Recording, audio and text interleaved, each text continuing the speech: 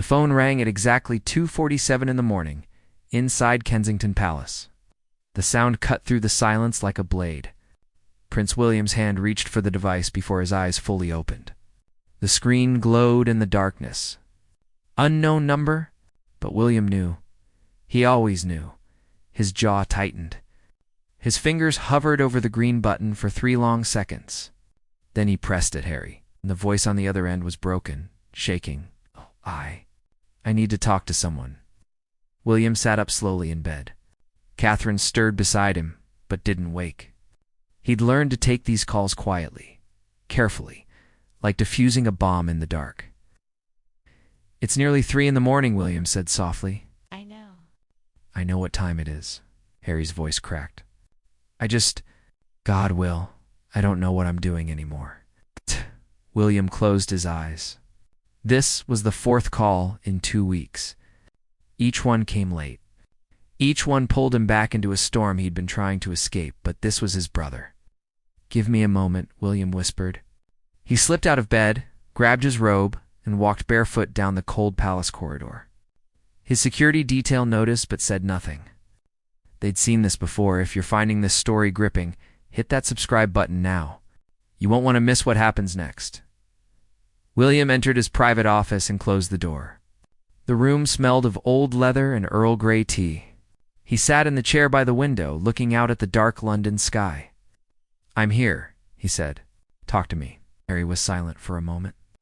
Then the words came flooding out. "They're writing about me again. About Meghan.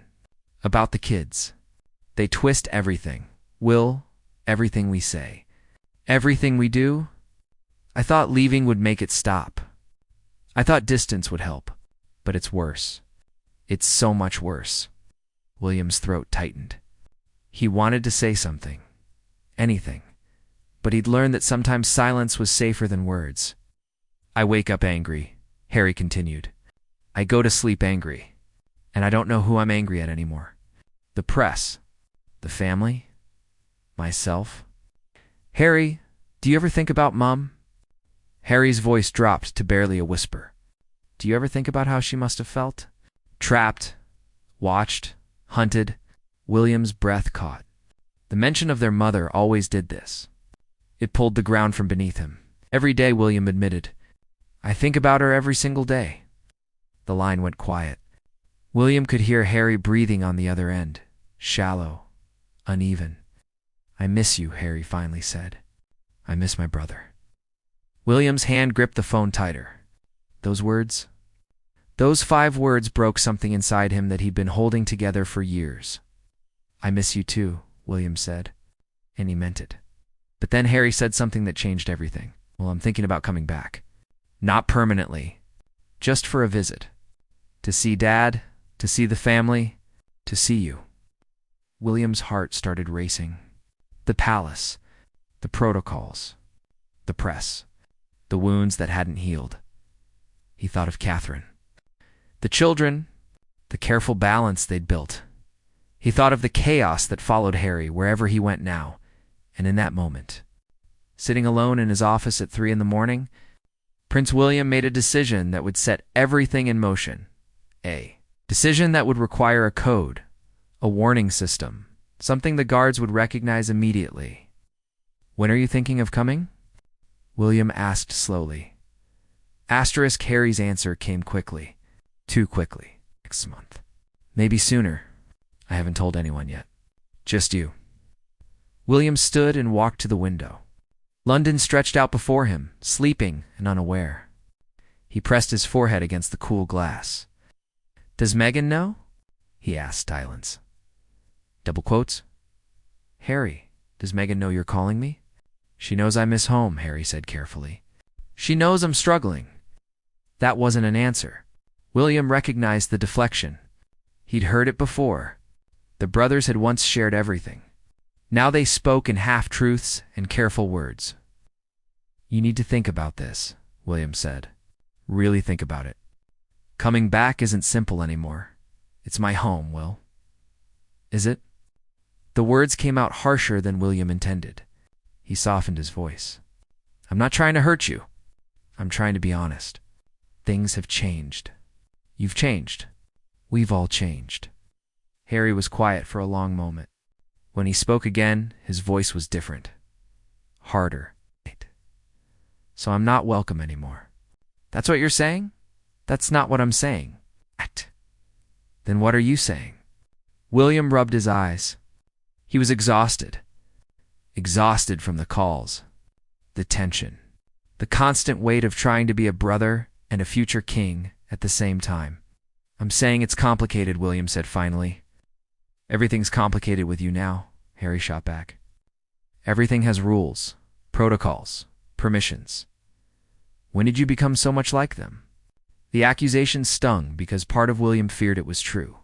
He'd spent years learning to balance duty and family, learning to protect what mattered while serving something bigger than himself, but Harry saw it as betrayal, as choosing the institution over blood. I'm trying to protect you, William said quietly. From what? From yourself. From making things worse. From embarrassing the family? Harry interrupted. That's what you mean, isn't it? You're worried I'll embarrass the precious family. Harry, stop. No, you stop. Stop pretending you care when really you just want to control everything. Control me. Control the narrative. Control how people see us. William's jaw clenched. He wanted to yell, to defend himself, to list every sleepless night he'd spent trying to fix things, every private conversation he'd had with their father on Harry's behalf, every time he'd bitten his tongue when the press attacked his brother, but he didn't, because yelling never helped. It only made things worse. If you come back, William said slowly, we need to be smart about it. We need a plan. A plan, Harry repeated bitterly. Of course. Always a plan with you. Harry, please. I'm trying to help. The line went quiet again. William could hear something in the background. A door closing. Footsteps. Then Harry's voice came back. Quieter now. I have to go, he said. Wait, let's talk about this properly. Tomorrow, when we're both thinking clearly, there's nothing to think about. Will, either I'm welcome or I'm not. You're my brother. You'll always be my brother, but not welcome. I didn't say that. You didn't have to. The call ended. The silence that followed felt heavier than the conversation itself. William stood there for a long time, in hand, staring at the dark screen. His reflection looked back at him from the window glass. Tired. Older than his years. He thought about his mother. About the promises he'd made to protect Harry after she died. About the little boy who'd walked beside him behind their mother's coffin, eyes red and lost. That little boy was gone now, replaced by a man William barely recognized anymore. He returned to bed, but didn't sleep. Catherine woke around 6 and found him sitting on the edge of the mattress, still wearing his robe. Another call? She asked gently. William nodded. What did he want? To come home, William said. He wants to come home. Catherine sat up and placed her hand on his shoulder. She didn't say anything. She didn't have to. They'd had this conversation before, many times. I need to talk to security, William said quietly. We need to prepare. Just in case. In case he actually comes. In case everything falls apart. That afternoon, William called his head of security into his private office. The man's name was James Crawford. He'd served the royal family for 20 years. Loyal, discreet, trustworthy.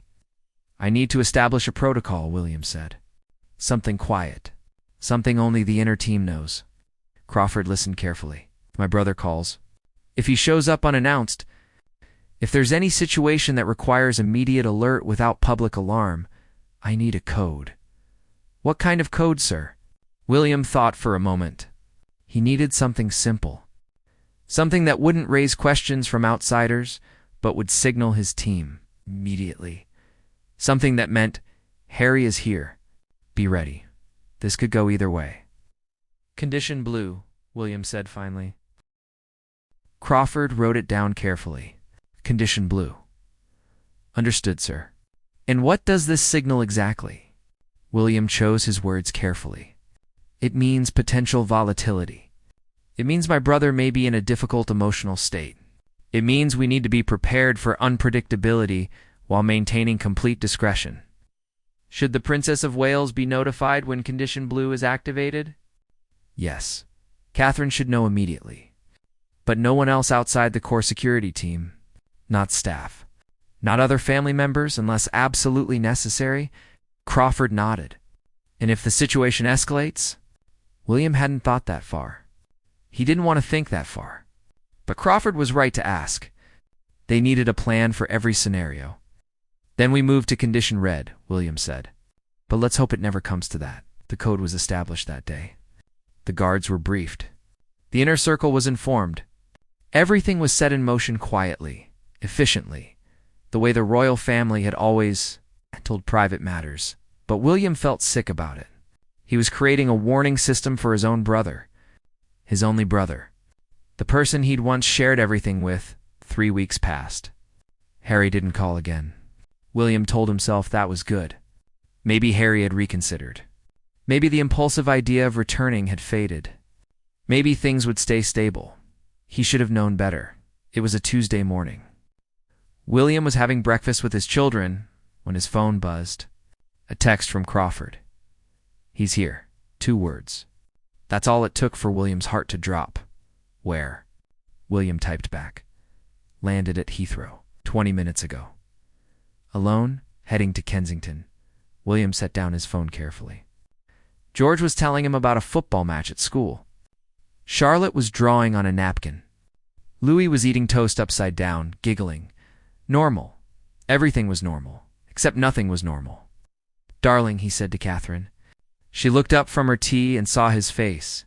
She knew immediately. Children, finish your breakfast quickly, please, Catherine said smoothly. You'll be late for school. 10 minutes later, the children were gone with their nanny. William and Catherine stood in the drawing room. The morning light poured through the tall windows. Everything looked peaceful. Is he coming here? Catherine asked. Crawford said he's heading this way. Did he call? Did he tell you he was coming? No, nothing. Catherine wrapped her arms around herself. She wasn't afraid of Harry. She'd always been kind to him. But she was afraid of what his presence might mean. The media storm. The questions. The reopening of wounds. What do you want to do? She asked. William looked at his wife. Her strength had always amazed him. Even now, facing uncertainty, she remained calm.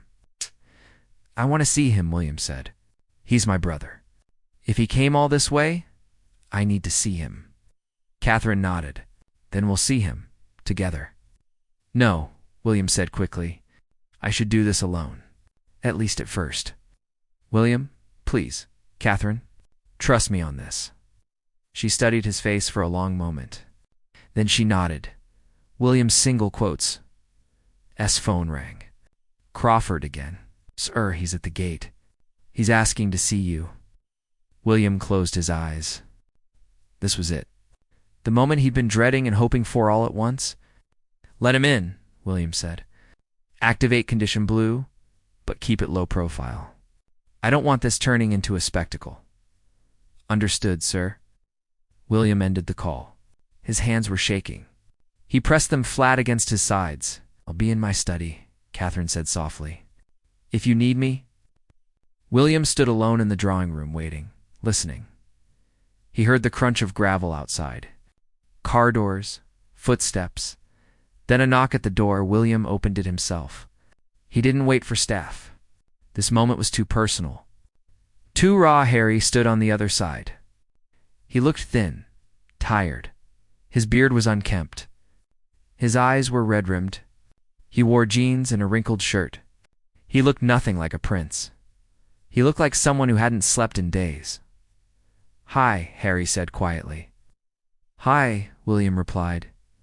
They stood there, 2 brothers. Separated by 3 feet and 1,000 unspoken words. Can I come in? Harry asked. William stepped aside. Harry walked past him into the hallway. The same hallway they'd run through as children. The same walls that had witnessed their laughter. Their fights. Their secrets. Now those walls felt like witnesses to something breaking. You didn't call, William said, closing the door. I know, you just showed up.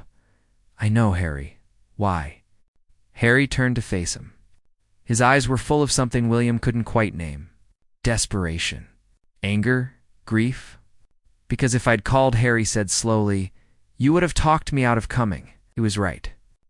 William knew he was right. Come on, William said. Let's go somewhere private. They walked to William's study. The same room where William had taken Harry's call weeks ago. Harry sat in the chair by the window. The same chair William had sat in. They were always circling each other, never quite connecting. Does Dad know you're here? William asked. Not yet. Megan. Harry's jaw tightened. She knows I'm in London, but not why. Harry didn't answer. That silence told William everything. What do you want, Harry? William asked gently.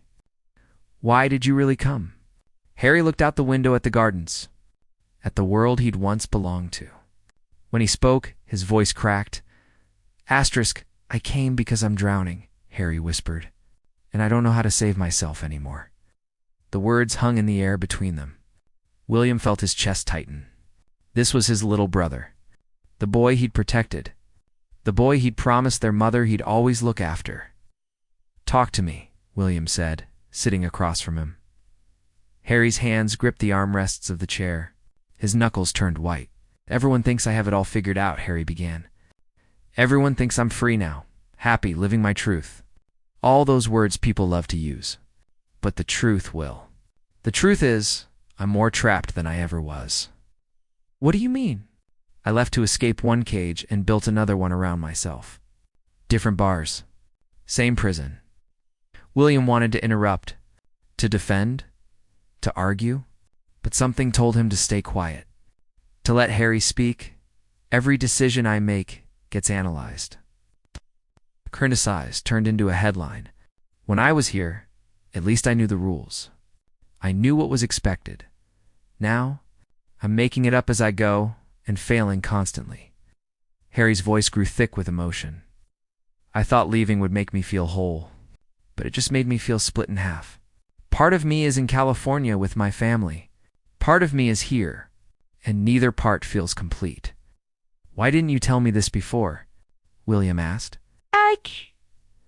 Because you chose duty over me, Harry said, looking directly at him now. You chose the institution, the crown, the future, and I needed you to choose me. The accusation landed like a punch. William felt anger rise in his chest. That's not fair, he said. I've always chosen you. I've defended you, protected you. Even when you made it impossible, you defended the family's image, Harry countered. Not me.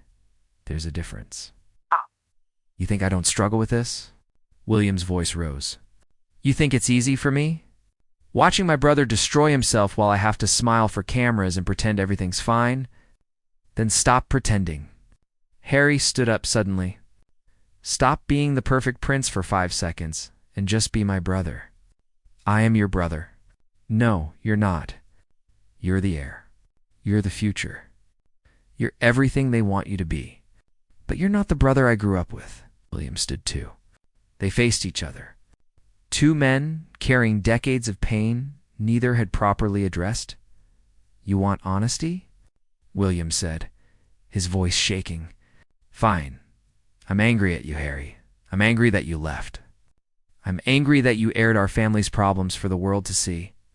I'm angry that you made me choose between supporting you and protecting everything I'm supposed to represent.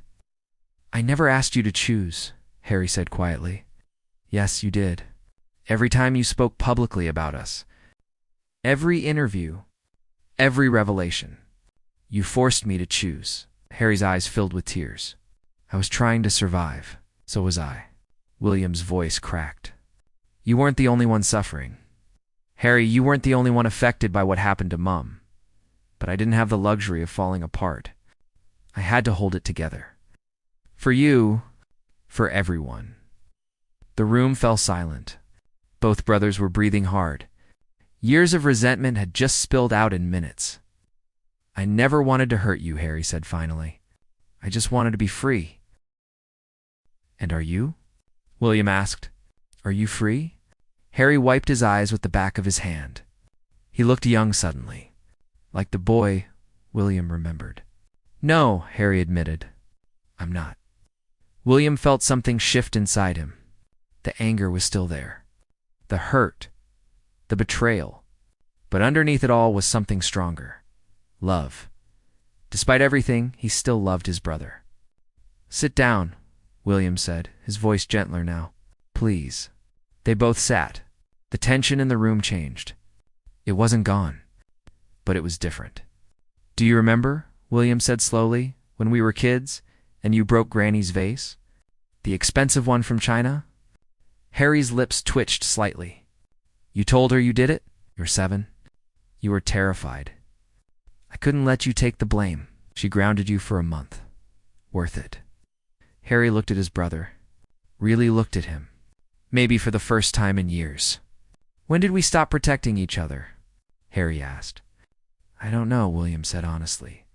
But I'm tired of fighting you. I'm tired of fighting too. They sat in silence.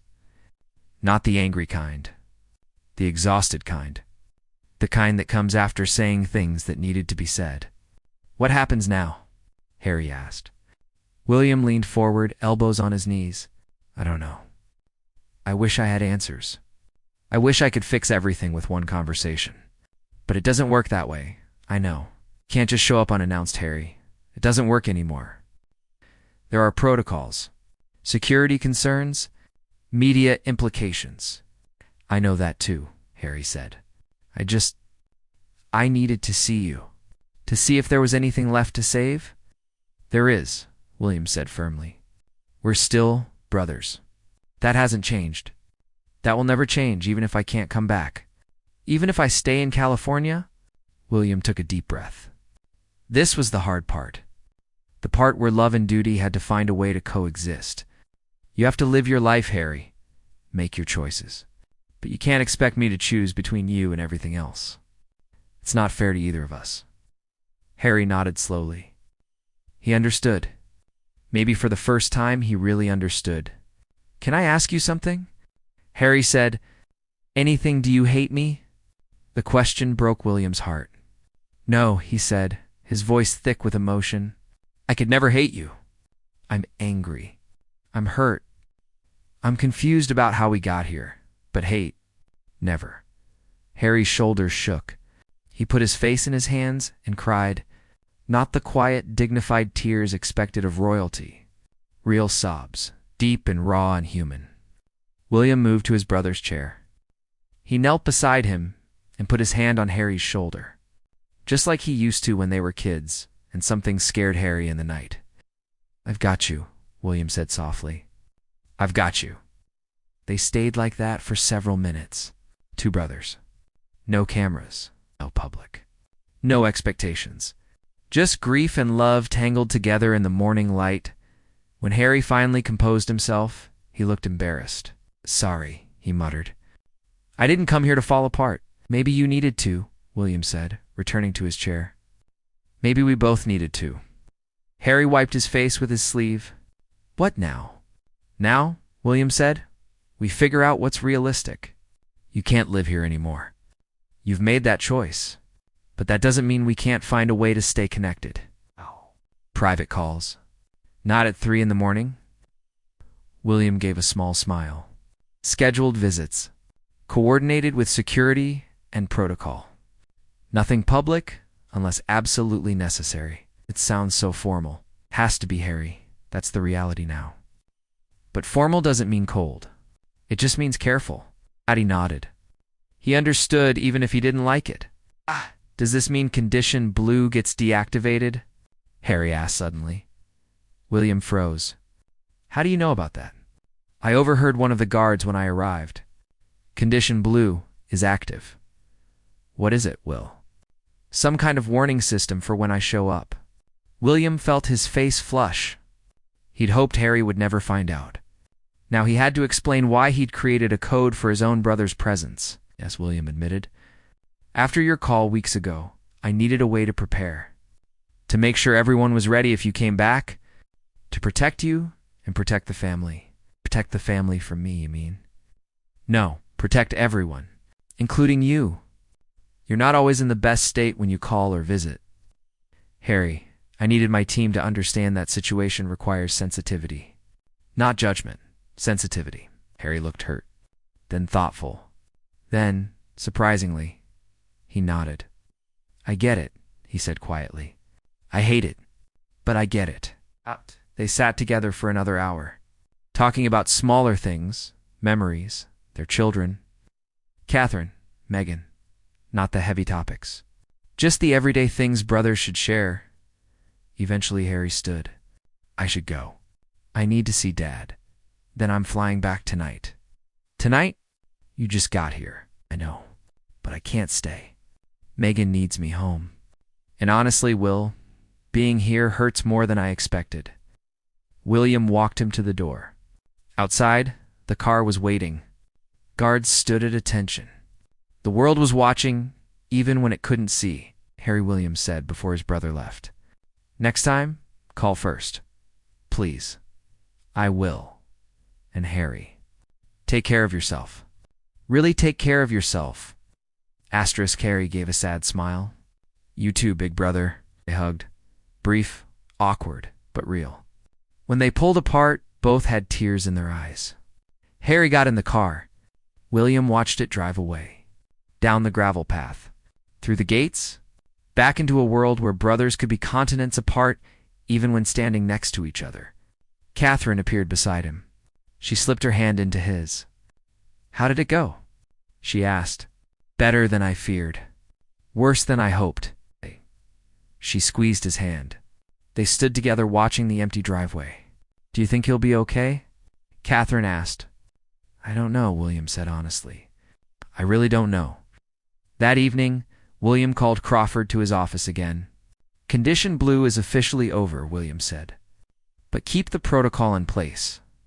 We might need it again. Understood, sir. For what it's worth, I think you handled today well. William gave a tired smile. Did I, because it doesn't feel like I handled anything? It feels like I'm just watching my brother drift further away and I can't do anything to stop it. Crawford was quiet for a moment. Sometimes, sir, loving someone means letting them drift and trusting they'll find their way back when they're ready. After Crawford left, William sat alone with those words. He thought about Harry on a plane right now. Flying back to California, back to his chosen life. He thought about all the years behind them. The laughter, the fights, the shared grief, the growing distance. He thought about the future. About whether they'd ever truly repair what had broken. Whether brothers could love each other across different worlds. His phone buzzed. A text. From Harry, thank you for today. For listening. For not giving up on me. Love you, brother. William's throat tightened. He typed back. Love you too. Always have. Always will. Call me next time. Not at 3 a.m. 3 dots appeared. Then disappeared. Then appeared again. No promises.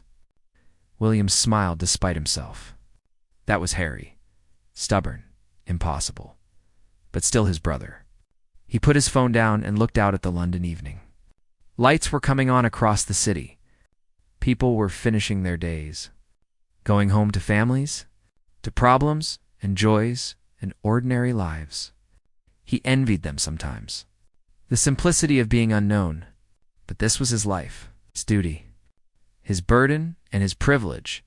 And somewhere across an ocean, his brother was carrying his own. Days turned into weeks. Harry didn't call at 3 in the morning anymore. But he did call. Once a week, sometimes more. They talked about safe things mostly. Kids, weather, sports. They didn't talk about the deep stuff. The wounds were too fresh, but they talked. And that was something. Catherine noticed the change in William. A slight easing in his shoulders. A lessening of the tension he carried. You're sleeping better, she observed one night. Am I? You are? No more middle-of-the-night calls? No, we have scheduled times now. Wednesdays at 7. Sundays at noon? Very civilized. And does civilized work for you too? William thought about it. It's not perfect. But it's better than silence. Better than wondering if he's okay. The weeks turned into months. Harry didn't visit again. But the calls continued, regular, scheduled, safe. Until one Wednesday, Harry asked a question that changed everything again. "Will," Harry said during their Wednesday call, "would you be okay if I brought the kids to visit? Just the kids and me. No press, no official events. Just family." William's heart stopped. Harry's children. His nephew and niece. He'd barely seen them since they were babies. "When?" William asked carefully. "Maybe if you're comfortable with it." William closed his eyes. This was what he'd wanted. Family connection. A bridge back. But it was also terrifying. What if it went wrong? What if old wounds reopened? What if the media found out and turned it into a circus? "Let me talk to Catherine," William said, "and we'll need to coordinate with security. Make sure it's properly managed." "So that's a no," Harry said flatly. "That's a let me make sure we do this right," William corrected. "There's a difference, Harry. I want to see them. God, I want to see them. But we can't be careless." Harry was quiet. Then, "Okay, talk to Catherine. Let me know." After the call ended, William sat with the weight of the decision. He wanted to say yes immediately, but he'd learned to be careful, to think things through. That night, he talked to Catherine in bed. The children were asleep. The palace was quiet. "He wants to bring the kids," William said. Catherine turned to face him. "What do you want to do?" "I want to say yes, but I'm scared of what? Of it going wrong. Of hurting everyone more. Of hoping for something that might not be possible anymore." Catherine took his hand. "Those children are your nephew and niece. George, Charlotte, and Louis barely know their cousins. If there's any chance to fix that, shouldn't we take it? What if Harry and I fight again? What if the kids see that? Then they'll see that families fight, and families forgive, and families keep trying. Isn't that worth something?" William looked at his wife. She was right. She was always right. "Yes," he said finally. "It's worth everything." The next Wednesday, William called Harry back. "Bring them," William said without preamble. "Bring the kids this summer. We'll make it work." He heard Harry's breath catch. "Really?" "Really." "Catherine and I talked. The kids would love to meet their cousins. And Harry? I'd love to see them too." "No condition blue this time?" Harry asked, half joking, half serious. William laughed. Actually laughed. "No condition blue, just Uncle William meeting his nephew and niece. That's all." "Thank you," Harry said quietly. "You don't know what this means to me. I think I do." They talked for another hour, planning, coordinating, finding dates that worked. It felt strange, normal, like brothers organizing a family visit, because that's what it was. Just a family visit. When summer came, Harry arrived with his children. William and Catherine met them at the private entrance. No guards with code words. No tension. Just family. The children were shy at first. They hid behind their father. But George came forward with a soccer ball, and within minutes, they were playing in the garden. William and Harry stood watching them, not saying much. "Just being together. They look happy," Harry said. "They are," William replied. "Kids are resilient like that. Better at forgiveness than adults. Maybe we should learn from them. Maybe we should." Catherine brought out tea. The children played. The afternoon sun made everything golden. For a few hours, everything felt almost normal, almost healed. When it was time to leave, Harry's daughter hugged William tightly. "You're nice, Uncle William," she said. William's eyes filled with tears.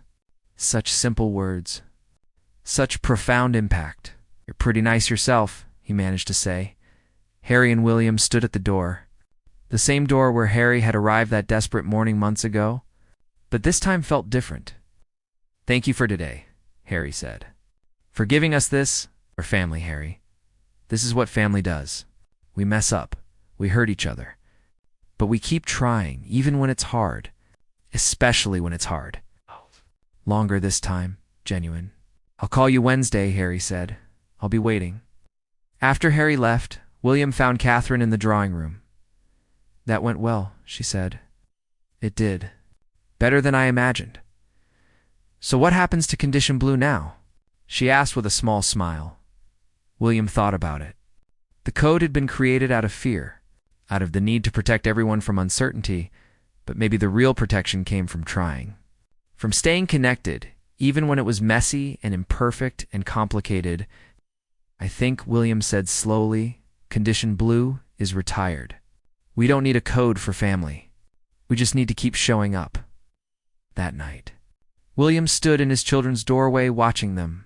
Sleep, George, Charlotte, Louis, each, one peaceful and unaware of the complicated royal world they'd been born into. He thought about Harry's children, about the cousins who now knew each other, about the bridges being rebuilt one visit at a time.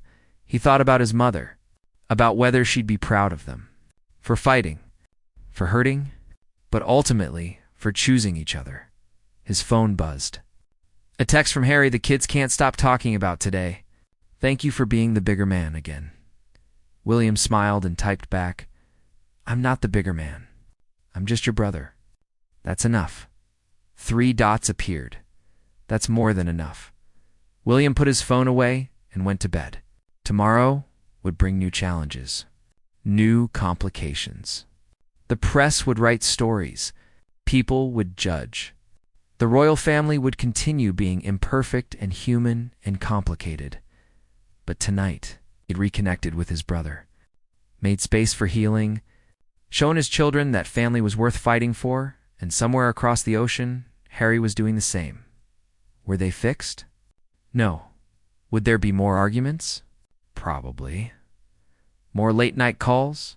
Certainly, but they were trying, and sometimes, trying was the bravest thing of all. Condition Blue was over. Not because the problems were solved, not because everything was perfect, but because they'd learned that brothers don't need warning codes.